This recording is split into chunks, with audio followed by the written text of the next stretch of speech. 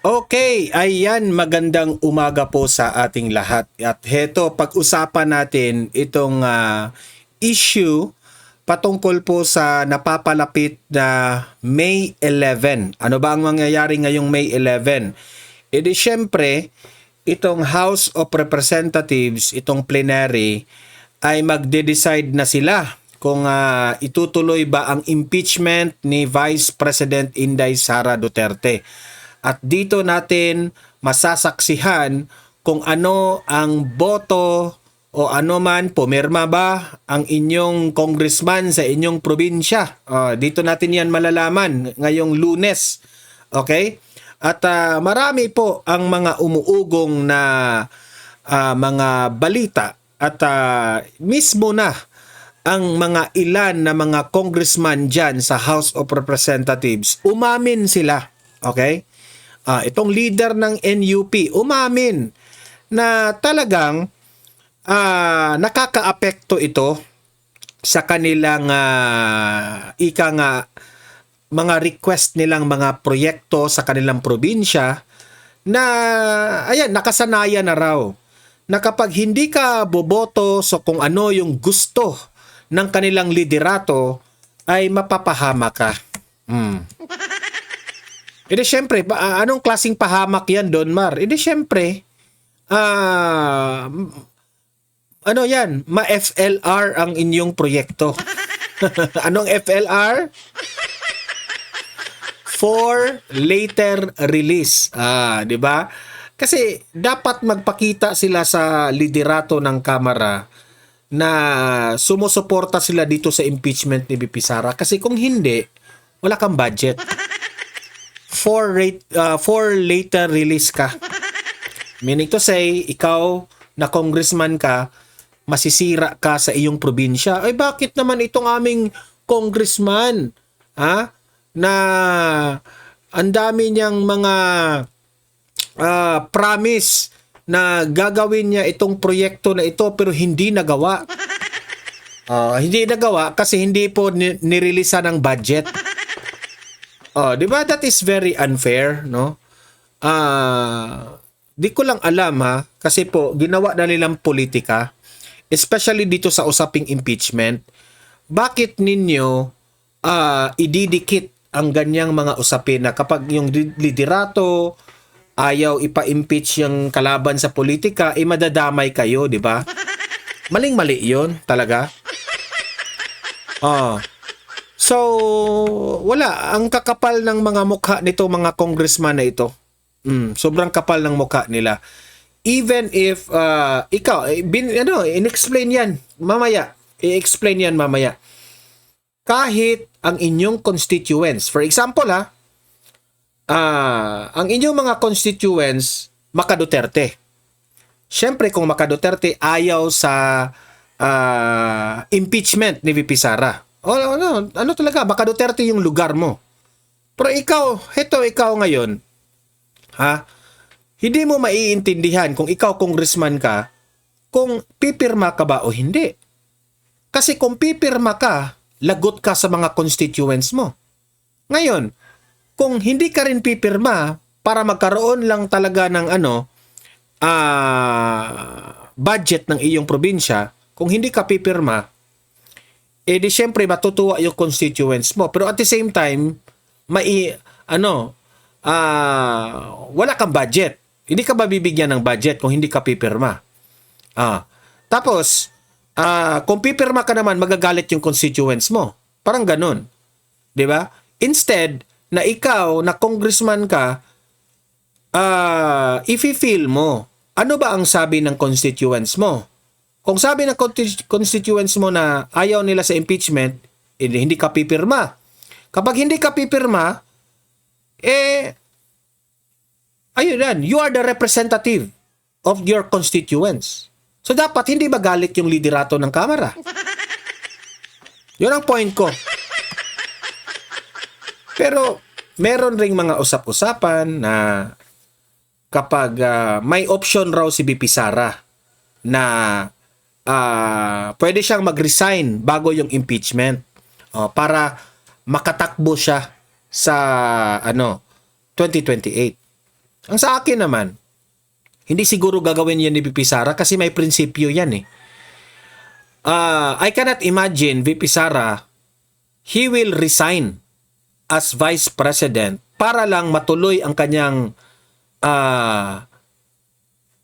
candidacy for 2028. Dati nang sinabi ni VP Sara, this will be a bloodbath. Anong ibig sabihin? Magkikita tayo sa Senado. I want to present myself and I will present evidences na wala po siyang kasalanan. Ika nga, bloodbath eh. Di ba? Pero doon sa kamara, hindi siya sumipot doon kasi alam naman niya doon, scripted doon eh. Alam niyo naman si Luistro. Di umano ha, may utang raw yun. Oh. So, kaya ganun. Okay? Yun po ang pag-uusapan natin, itong impeachment ni VP Sara na gaganapin ngayong Lunes. Okay? At ito pa, hinamon ni Vice President Inday Sara Duterte itong mga congressman na boboto ngayon. I mean, kung boboto sila, pipirma yan, di ba? Hinamon ni VP Sara. Ano ba talaga? Pipirma kayo o hindi? Magkaalaman na. Kasi ngayong 2028, yan ang pagbabasihan ni VP Sara kung sino yung mga balimbing. Sino yung may prinsipyo. Kasi wag kayo. Kasi kapag kayo ay pipirma, ibig sabihin, wala kayong prinsipyo. Okay, bago natin ipapakita ito mga balita na ito at mag-re-react tayo, paki-like muna at paki-share.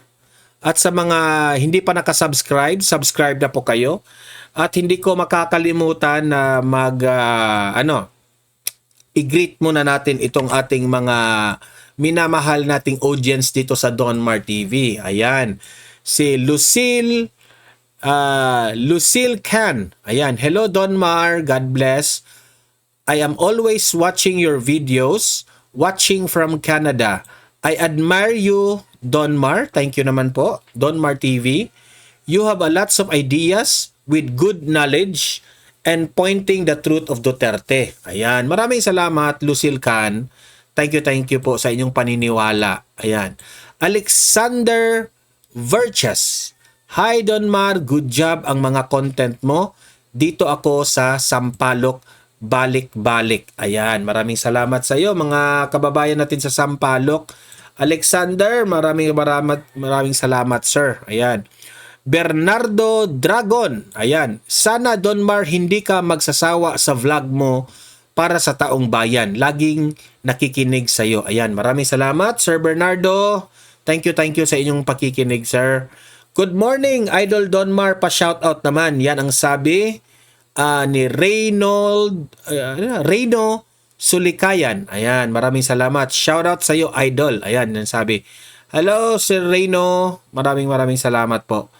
Daisy Clor. Ayan, it is good that there is alternative opportunity platform in exposing what is really fair and true. Keep it up, Donmar. Ayan, maraming salamat. Alam nyo, nakakataba ng puso yung mga ganitong comment, no? Na marami pong nanonood sa atin sa ating mga araw-araw na opinion. Ayan. Water Lily. Hi Donmar. Ang ganda ng mga vlog mo from Bukidnon, Neneng Kider. Ayan, maraming salamat Water Lily. Yan ba talaga ang pangalan mo, Water Lily? Ang ganda naman ng pangalan mo, very unique ha. Na ano ka talaga? Nag-transform ka talaga ng being a water lily, madam. Anyway, nakakataba ng puso yung mga comments ninyo, no? I hope patuloy nyo po akong susuportahan dito sa ating vlog kasi po hindi naman ito para sa atin kundi para po ito sa inyo taong bayan na yung paniniwala ko ay magkapareho pala tayo kasi siyempre meron ring mga taong bayan na hindi po sang-ayon sa ating opinion. Edi syempre, hindi naman natin yan mafo-force sila, 'di ba? At least tayo dito magkapareho tayo ng paniniwala. At ako po'y lubos na nagpapasalamat sa inyo na hanggang ngayon, no? Ilang taon na ba tayong nagva-vlog? Mga almost around I think 5 years na tayong nagva-vlog. 6 years na tayong nagva-vlog, no? Since 2020. That's pandemic time, no? Hanggang ngayon ay naniniwala pa rin kayo sa mga araw-araw nating mga reaksyon, opinion sa mga nangyayari sa ating bansa. Okay? And speaking of reaction, ito, magre-reaction tayo dito patungkol po dito sa mga congressman na sabi nila na nakasanayan na ang mga ganitong galawan na kung hindi ka susunod sa gusto ng liderato, patay ka. Wala kang budget. Ito, panoorin nyo. Inihayag ni House Deputy Speaker at Antipolo 1st District Representative Ronnie Puno na nakagawian na ang tila pagpapataw ng sanksyon o parusa sa mga miyembrong hindi sumusuporta sa mga isinusulong na inisyatibo ng liderato ng House of Representatives. Isa rito ay sa pamamagitan umano ng inilalaang pondo sa mga proyekto ng mga congressional district. Chairperson ng National Unity Party o NUP ang kongresista, isa sa mga pinakamalalaking political party sa Kamara. Alam mo, hindi bago ito ha. Kasi ever since, even in my first term in Congress in 2004, pagka hindi ka bumoto the way the leadership wants, kuminsan, madidelay yung... Imagine that one ha. 2004 pa yan. Kung hindi masusunod ang gusto ng liderato, wala ka talagang budget dyan. Siya na mismo ang nagpaliwanag ha. Pero na-stop yan. Naniniwala ako na-stop yan nung panahon ni former President Duterte. Naniniwala ako dyan. Mga release in your projects, no? So projects, yung maliit na construction na gagawin mo sa distrito mo, nadidelay yun. No? And sometimes, in fact, most of the time, I suppose, intentionally. No? Talagang sinadya. So ngayon, if ma-impeach si BP Sara, hindi mo talaga masasabi na in-impeach yan kasi gusto talaga ng taong bayan na ma-impeach si BP Sara. Na-impeach si BP Sara kasi natatakot lang sila na hindi sila mabibigyan ng proyekto o budget ng proyekto nila. Yan. That's the real truth na ating tanggapin. So, parang kumbaga, nasanay na yung lahat sa ganyan. Na pagka, imagine that one, nasanay na. Putulin na natin yan. Kasi kung lagi tayong ganyan, walang asenso yung bansa natin. Don't vote the way the leadership wants. Ganyan ang mangyayari. Ginawa nito ang pahayag ilang araw bago pagbotohan sa plenaryo ng Kamara ang Articles of Impeachment laban kay Vice President Sara Duterte. Kaya umaasa si Representative Puno na igagalang ng liderato ng Kamara ang magiging desisyon ng bawat miyembro ng House of Representatives, pabor man o hindi, para sa House leadership. Anya, sa 55 miyembro nila sa NUP, 30 ang nagpahayag ng suporta sa impeachment. Ang iba naman, no vote anya dahil sa kanilang constituencies. Ngayon, sa dami kasi ng baka bumoto ng against because of their problems in their constituency. Halimbawa sa amin, lagay na natin na 60% is yes and let's say 10% is abstaining. Pati yung abstaining, mapaparusahan yun eh. So 40% ng partido namin ang mapaparusahan. Okay? So if 40% of our members are going to be sanctioned for voting what they think, hindi naman siguro tama na the leadership of the party will allow this to happen, di ba? Ang umano'y kaugnayan sa issue. So ang kanyang ibig sabihin is dapat magkaisa sila. Kasi partido kayo diyan. Kung ano ang sabi ng leader ng inyong partido, kung sasabihin ng partido niyo no, hindi kami pipirma sa impeachment, susunod talaga yung lahat ng partido. Wala magagawa si Luistro dyan. Kasi yung NUP na yan, na party list, yan ang pinakamalaking party list sa Kamara ngayon. Nakalimutan ko lang, 60% ba yan of the Congress? So imaginein mo, sila yung pinakamalaki. Kung sasabihin nila, no, mag-no kaming lahat, iyak na naman si Luistro. Sige na lang. Kung ako sa inyo, yan ang advice ko sa inyo. Mag-no kayo. Panindigan nyo ang prinsipyo nyo. ipaglaban ninyo kung ano ang puso ng inyong constituents. Kasi wag na tayong magbulahan. Buong bansa ng Pilipinas maka-Duterte. Wag na tayong magbulahan. Kitang-kita yan sa social media. ng impeachment sa pag-release ng pondo sa mga distrito. Nabanggit din sa privilege speech ni Caloocan 2nd District Representative Edgar Erice.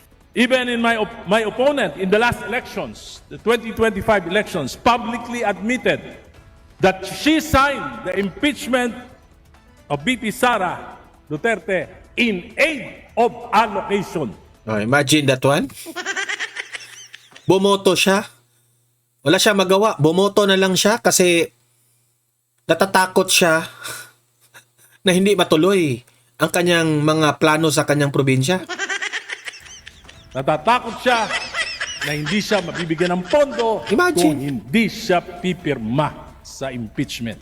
This circumstance Yeah, imagine ninyo, ganyan ba ang bansa natin ngayon? Kaya pala hindi tayo umasenso. Grabe. put serious Akala ko ba House of Representatives, meaning to say, mga representante kayo. Representative nga kayo eh. Anong sabi ng inyong mga taong bayan sa probinsya ninyo? Sundin nyo. Mga gago pala kayo eh. serious doubts. Is this accountability or is this about political leverage? After the impeachment vote in the plenary, let us examine the status of the four later release allocations. Let us see if this correlates with how members will be voting in the 20th Congress.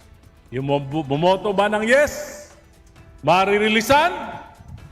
Yung bang bumoto ng no, at yung mga abstain, maririlisan? Malalaman natin ang katotohanan sooner or later. Kaya ang kongresista nakatakda ng mag-abstain sa proseso ng impeachment sa plenaryo dahil paniniwala nito away politika ang sanhi nito. Una na rin itong sinabi na hindi ito dadalo sa sesyon sa plenaryo ng Kamara sa May 11 kung kailan inaasang pagbobotohan ang articles of impeachment laban kay VP Duterte. Samantala, opisyal ng inutusan ng plenaryo ng Kamara ang House Secretary General na bigyan ng kopya ang lahat ng House members ng Committee Report No. 281 at House Resolution No. 989 na nagtatakda ng Articles of Impeachment laban kay VP Duterte. Ginawa ito hapon ng Miyerkules, May 6. Mr. Speaker, I move to direct the Secretary General to immediately furnish the members electronic copies of Committee Report Number 261 containing House Resolution Number 989, including its annexes through their respective registered email addresses, post electronic copies in downloadable form of Committee Report Number 261 containing House Resolution Number 989, including its annexes in the House website, and distribute to the members printed copies of Committee Report Number 261 containing House Resolution Number 989. Is there any objection? Hearing none, the motion is approved. The Secretary General is so directed. Ayon kay House Justice Committee Chairperson at Batangas 2nd District Representative Jervy Luistro, may ilang araw ang bawat House member para pag-aralan ng committee report at resolusyong articles of impeachment bago ang plenary vote sa impeachment ni VP Duterte. Rosa Licoz, UNTV News and Rescue. Yan So, tingnan lang natin. Let's wait for this coming Monday. Let's wait for this coming. Sino yung mga may prinsipyo at sino yung walang prinsipyo. Eto, ang sabi ni Drilon, maaari raw makatakbo pa si VP Sara kapag ma-impeach. Pero meron ring option si VP Sara na mag-resign para hindi siya ma-impeach. Ano ba talaga? Ano ba ang pwedeng gawin ni VP Sara para makatakbo siya sa 2028? Ito, pakinggan natin ang opinion ni Drilon dito at magre-react tayo. Maaari pa ring makatakbo sa halalan si VP Sara kahit ma-impeach o mag-resign. Giit ni former Senate President Franklin Drilon, debatable pa kung maipapataw ang perpetual disqualification kung wala na sa pwesto ang pangalawang Pangulo. sa programang Memo ng Bilyonaryo News Channel. Sinabi rin ni Drilon na malaki pa rin ang tsansa ni Duterte sa eleksyon dahil sa suporta ng publiko. So, what is the scenario if she resigns? Okay, magandang tanong yan. What is the scenario if she resigns? Ano ba ang mangyayari? Alam mo, Corina, sa batas, may dalawang parusa ang impeachment kung ikaw ay maging guilty. Unang-una, papaalisin ka sa iyong pwesto. At pangalawa, hindi ka na pwedeng pumasok sa gobyerno. So, number one, dismissal from office. Number two, perpetual disqualification from holding public office. Pag nag-resign si Vice, at ito'y theoretical lamang, ito po'y paliwanag. Pag nag-resign si Vice President Duterte, ang ibig sabihin, yung penalty na paalisin siya sa pwesto, maging academic kasi umalis na eh. Ngunit, debatable kung pwede pang ituloy ang impeachment trial para i-impose ang penalty of perpetual disqualification from holding public office. Manatili ka So yun ang opinion ni Drilon. Ako naman, no, ito lang sa akin. Kung si VP Sara po ay mag-resign, no? Sa tingin ko, parang ang dating kasi niyan, parang umiiwas si VP Sara na ma-impeach siya. Which is okay naman. Pero sa pagkakaalam ko kay VP Sara, parang medyo hindi ugali ng mga Duterte na umatras sa laban. Sabi ni Duterte, sabi ni VP Sara, bloodbath. Meaning to say, handa na siyang magpaliwanag sa mga akusasyon, aligasyon ng kanyang mga kalaban sa Senado. Now, kung ma-impeach si VP Sara, dahil na-impeach siya talaga sa Senado, okay, hindi na siya makatakbo ever sa gobyerno. Ang sa akin naman dito, okay, kung hindi siya makatakbo, alam ko na meron talagang papalit ni VP Sara o hindi man si Basti Duterte, hindi natin alam kung sino, si Bongo ba? O kung sino man ang representante ng mga Duterte. Yan ang mangyayari. Pero, ano na yan? Parang malayo na yan sa option na posibleng mangyari. Kasi ako, naniniwala ako na VP Sara can defend herself sa Senado. At alam kong mananalo siya sa Senado. Oh, kasi pagdating doon sa Senado, political rin yan eh. At alam ko dyan sa VP Sara has numbers. Okay? Maraming mga senador dyan sa Senado na hindi po pabor sa impeachment. Kaya, umaasa tayo doon. Ika nga, sabi nila, Tanmar, matutuloy talaga impeachment? Sige, yan naman talaga in-expect natin. Itutuloy natin yung impeachment trial na yan. Kasi ang hinihintay natin, mailahad ni VP Sara yan lahat para malinawagan ang taong bayan dyan sa confidential fund, sa mga piatos-piatos ninyo, sa SALE ni VP Sara. Kasi hindi nga, yung SALE ni VP Sara, hindi nga yan parte sa original complaint ng impeachment. Diba? Pero sinali nila. Pati ang putang inang Madriaga na yan eh. Sinali nila. So, yun lang ang masasabi ko. Ewan ko lang kung ano ang magiging desisyon ni VP Sara kasi mas matalino pa yan sa atin. Yun lang naman.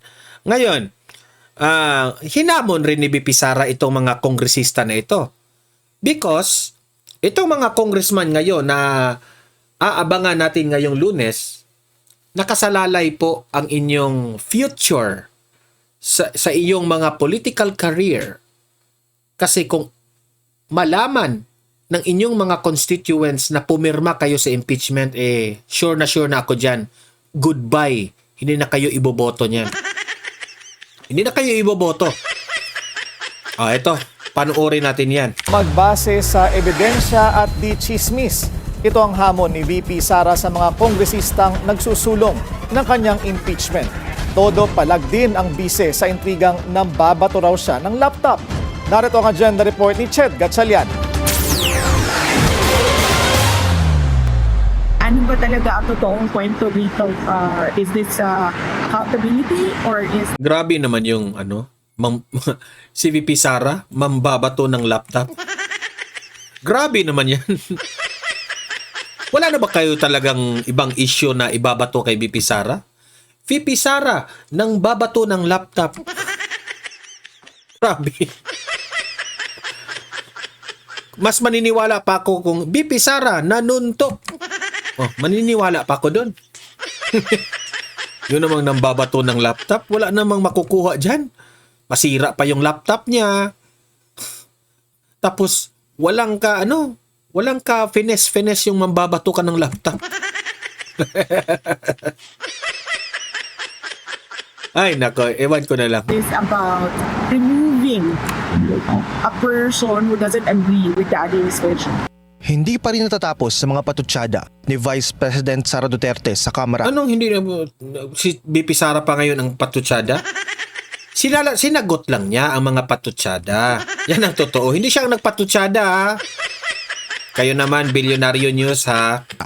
Anya, hindi dapat nila ibase ang kanilang boto sa impeachment case sa posibilidad ng umano'y pagiging vindictive ng bise kung siya ay mananalo bilang presidente. Pag ako congressman, hindi ako titingin sa kung vindictive ba o hindi yung isang tao. Titingin ako sa ebidensya. Correct. Meron ba ebidensya? Wala. Nung final yung complaints, walang ebidensya at all. Yung Actually, yung House Committee on Injustice, wala talagang clear evidence na nagpapatunay na impeachable yung mga akusasyon at aligasyon ninyo. Yung kay Madriaga, hearsay. Yung Sal NVP Sara, na hindi naman yun kasali sa impeachment complaint, wala, palpak. Paano naging palpak? Kasi hindi maayos ang paliwanag ninyo ang kanyang bank accounts. Mali ang pagpresenta ninyo. Tapos yung confidential funds at yung mga piatos-piatos ninyo, wala rin kayong sapat. Dati nang sinabi ng COA, malinis si VP Sara. So saan ang ebidensya ngayon? alagay doon. Pinabulaanan din ng bise ang kanya umanong pambabato ng laptop sa kanyang abogado o empleyado. Never in the history sa aking trabaho ako nagtapon ng laptop sa isang colleague or sa isang empleyado or sa isang abogado. Pero kapag si Ridon ang nasa tabi niya, siguro hindi lang laptop ang ibabato niya.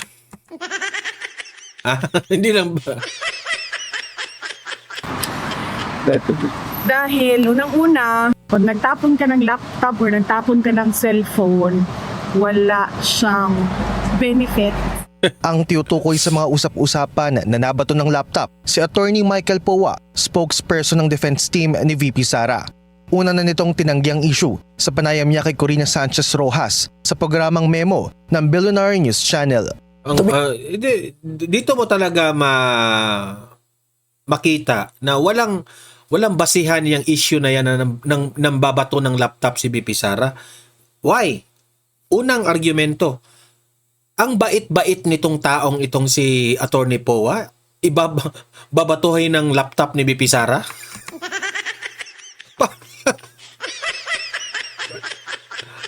Kaya sumasagot nga sa mga tanong ng media, grabe ang professional nitong attorney na ito, tapos babatuhin ng laptop ni VP Sara? Ang layo naman yan. Honest, hindi ko... You've never seen her meltdown? I've never seen any sign of that temper whatsoever. No. Of course, she's very decisive. Never nang bato, never nanigaw. Dagdag pa ng bise, basura din ang mga alegasyon na siya ay pro-China o mentally unstable. Pinapakalat lang daw ito sa social media para pumabor sa nais ng kanyang mga kalaban. May panibago rin siyang tirada sa administrasyon. Pagod na raw siya sa sistema nito na umaasa lang sa palagiang pamumudmod ng ayuda. kung totoo man yung suhulan para sa impeachment, it is better off used to help struggling families. Nakikisa ako sa kanila sa Ako, ito lang yung aking view ko dito ha. Ginagawa talaga nila ang lahat para siraan si VP Sara. Kahit nga yung ibang akusasyon is nakakatawa na. Pero ang point nila dito is may mapapaniwala sila na taong bayan na, ganun pala si VP Sara. Nambabato ng laptop. Kasi nakakatawa na eh. Yung mga lahat ng mga binabato nila kay VP Sara parang out of this world. Out of this world na lahat eh. Kasi hindi nila matanggap na always po number 1 si VP Sara sa ratings. 'Di ba? Kung maalala po ninyo, hindi ko lang binablog dito. May balita na nag-tie sila ni Tulfo. Pambi-brainwash yun eh. Kaya hindi ko pinatulad, hindi ko binablog dito kasi alam ko hindi talaga yan mangyayari. Kahit nga sa Luzon, kahit sino ang tatanungin ko, mga taxi drivers, grab drivers, lahat, siguro, every time na pupunta ako ng Maynila, kasi matraffic doon sa Maynila eh. Siyempre, ayaw nating maboard sa traffic. Siyempre, nakipag-usap ako sa mga grab drivers. Maka Duterte lahat eh.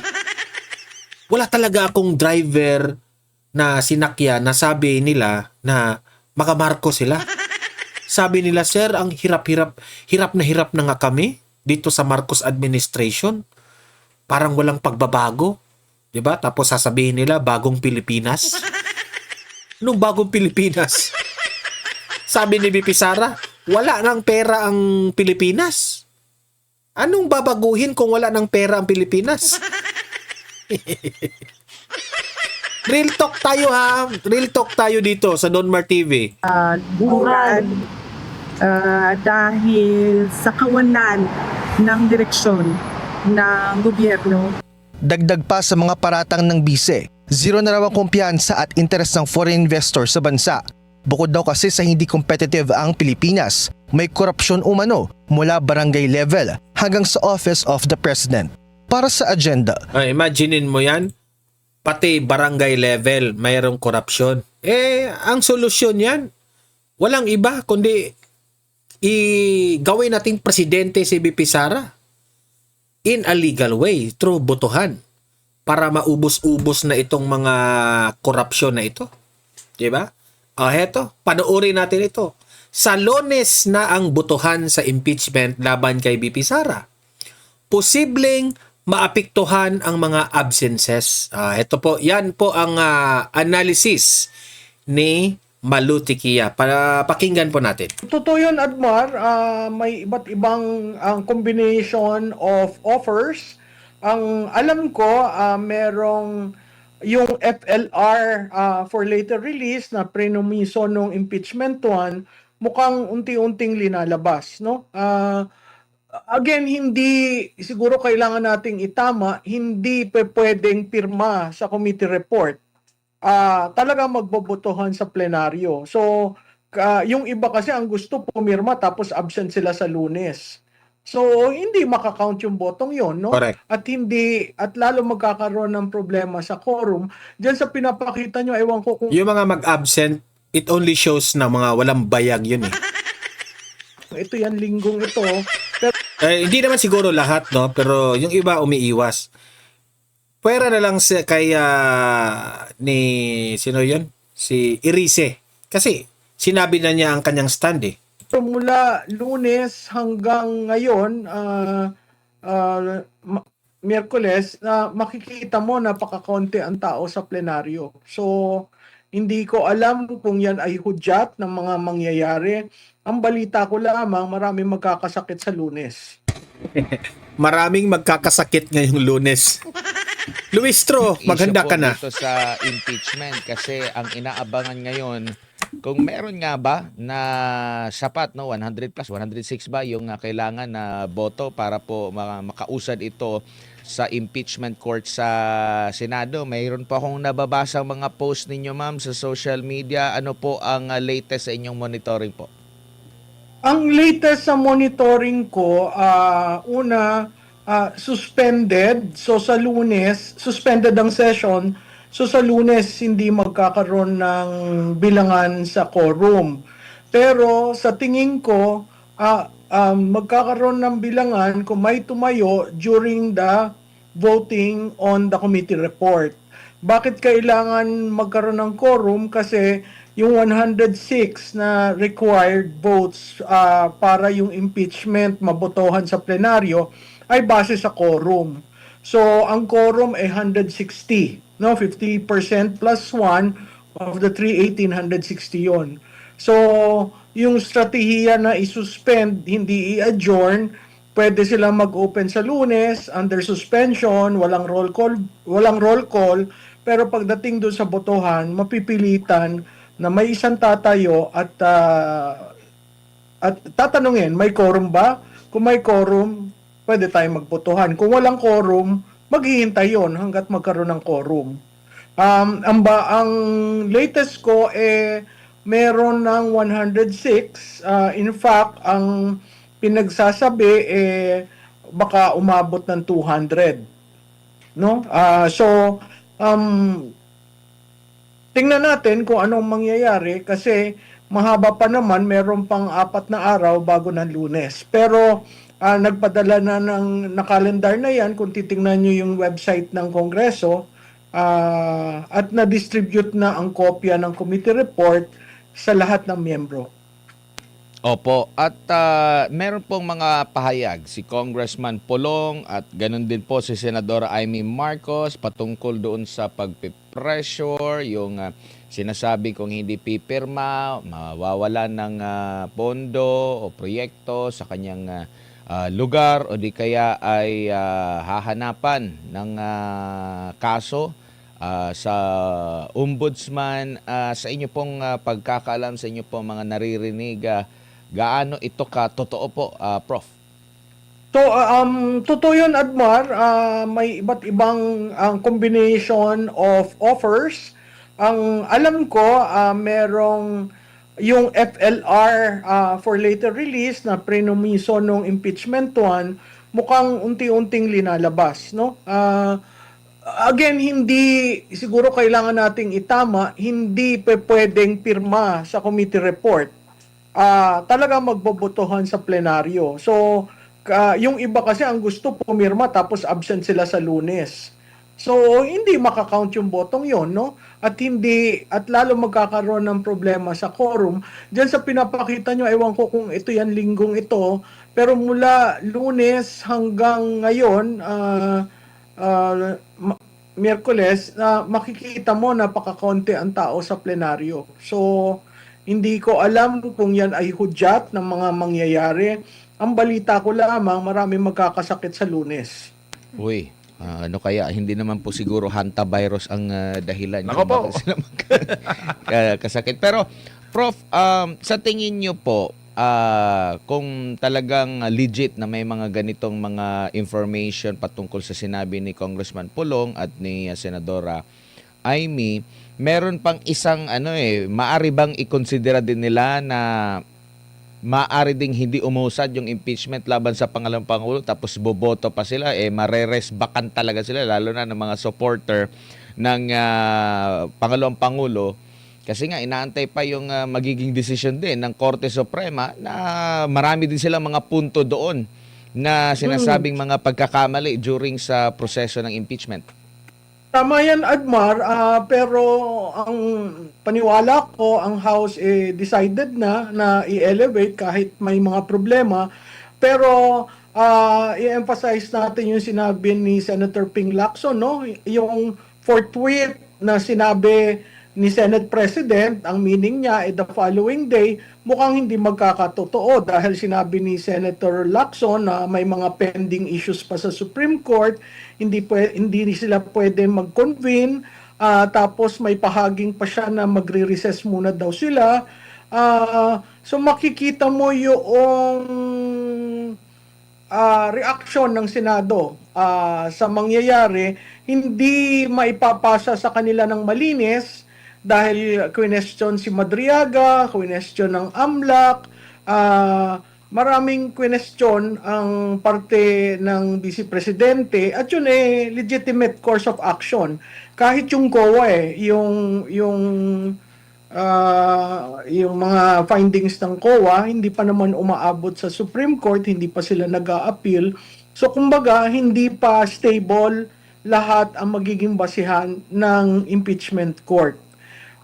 So telling rin yon na nasa Constitution na may 60-day ang House from the time na refer sa committee to come up with the decision at may 60 days ang Senado as an impeachment court. So, yun ay mga bagay-bagay na kailangan nilang itingnan kasi malapit na naman mag-recess. Yung tinatawag na Sine Die adjournment ay naandyan na by June. So, technically, yung session days will be cut.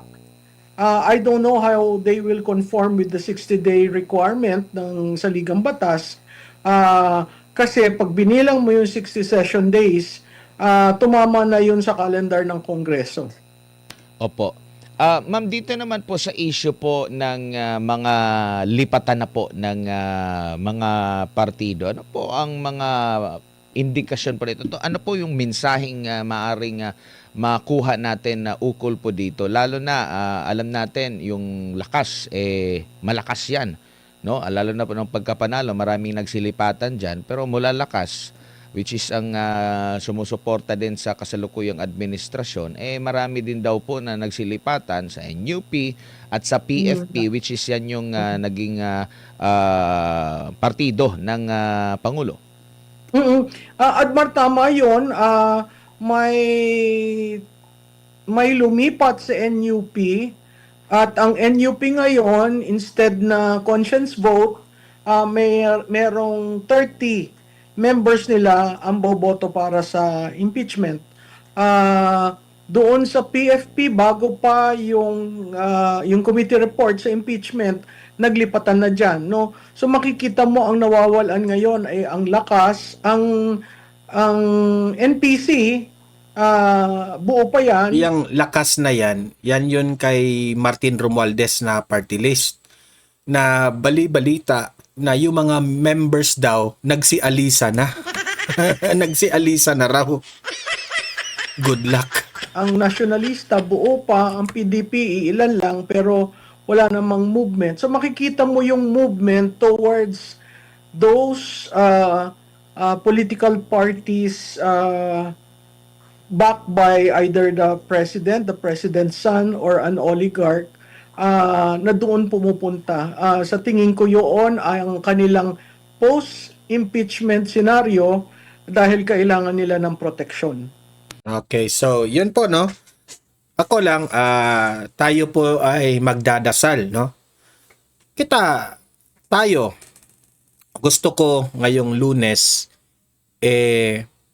syempre, hindi matutuloy ang impeachment trial ni VP Sara, no?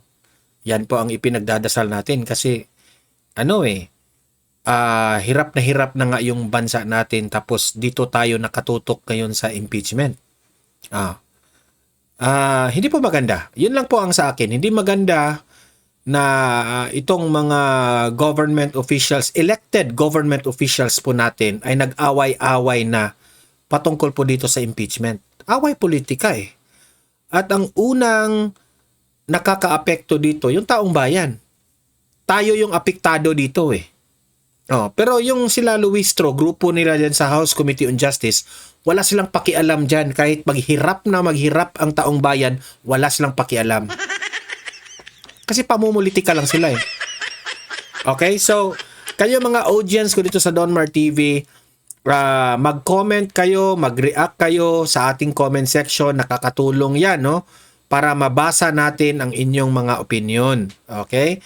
At paki-like na rin at paki-share itong video natin para marami po ang makakita at makaalam sa mga nangyayari ngayon. At sa mga hindi pa nakasubscribe sa akin, subscribe na po kayo. Importante yan kasi kapag nakasubscribe kayo, updated kayo lagi sa ating mga balita. Libre lang ang mag-subscribe sa YouTube, walang bayad yan. Okay? See you in my next video. Have a great day, have a great night. God bless po sa ating lahat. Mabuhay ang Pilipinas and God save the Philippines. Bye-bye!